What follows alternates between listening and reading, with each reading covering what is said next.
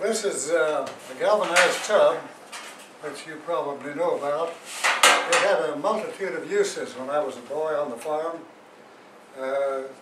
One use it had was that my mother used to wash our clothes in that, and she did have two of them. One was for the wash water and one for the rinse water, and so that was one use. The second use was that we used to feed our cow in that. Two blocks of hay, some corn, as we milked her. So that was a second use.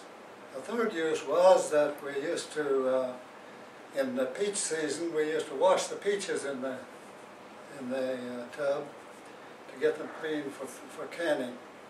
And then we used it around the hog killing time. Mm-hmm. So it had a multitude of uses, but the biggest use I remember was for taking a bath. There was no inside water, and so we all took a bath in this galvanized tub. I think I took my first bath outside of a galvanized tub when I was maybe 18 years old. And to kill an 18-year-old in something that size is not easy. Now, let me catch my thought here. No problem. It was easy enough when you used to play after school to get just as dirty as you please. But to wash the dirt off in that old galvanized tub, well, sir, now that was rough on the knuckles and knees. Do you recall how it was at bathing time to squat in a number 3 tub? Wash all the corners from head to foot as you found dirty places to scrub? Well, I can tell one and all it was worlds of fun, nothing but pure delight to fill that old tub to the first ring around for your bath on a cold winter night. Of course, you got your water from a well out back where you'd pump a bucket or two, heat it up on that old wood stove until it was warm enough to do. Then you'd set your tub right down close to the stove, fill your wash rag with a bar of Lifebuoy. Hunker down and lean back till you touch that cold rim, and then you'd shiver with a painful "oh boy." Well, on the coldest of winter nights, of course, the stove was warm and the whole family would gather around. Now, it wasn't the washing that was the embarrassing part. By George, it was the act of drying down. Well, nowadays, it's mighty nice just to turn a tap for water that's already hot. Take your bath in pure solitude, where a lot of people is not. Sit flat down, not hunkered in a knot, and stretch right out if you please. Lean back in your tub with no cold rim, without a cramp in your knuckles and your knees. George, that was a terrible way to take a bath. So now that's the way we did the bathing. Oh, another experience that was a delight in the good old days was the experience with the little house out behind the house. Its aroma was not that of jasmine, and a thing of beauty it was not. In the wintertime, it was iceberg cold, and in the summer, volcano hot. Its door, held shut with a hook and a nail, was bedecked with a crescented moon, and its 2x4 rafters were pocked with holes that the white-headed bumblebees had hewn.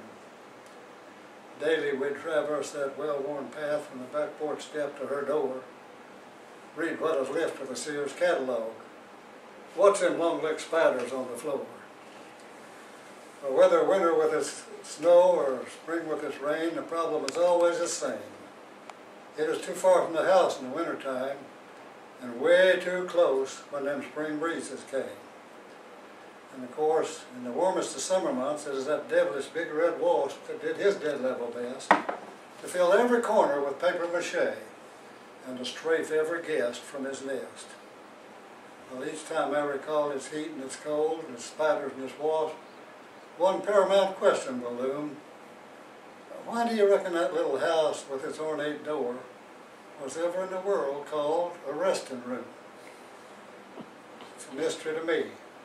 Another mystery about it is, I don't know why the old setting hen used to build her nest out there behind the stool and raise her kids out there.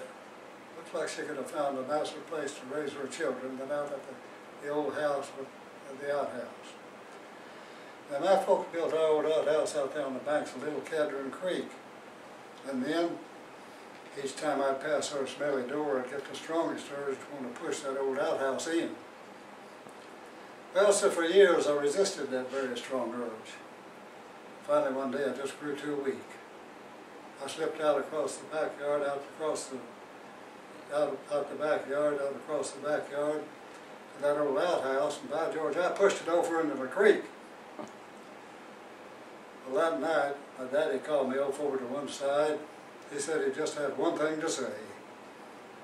"Son, you got any idea who might have pushed the old outhouse off over into the creek today?" Well, of course, I said it was I. And you know what? He didn't even chide. No, sir, he just took his leather belt from his breeches and right then and there began to tan my hide. Well, I said, "Paul, you know when little George Washington chopped down that cherry tree, well, he told the truth about it. So his pa let little George go free." "Yeah, he did. But let me ask you a question," my daddy said with a frown. "Was his pa sitting up in that cherry tree when little George chopped her down?" And that was a delightful experience. Part of that was fictitious.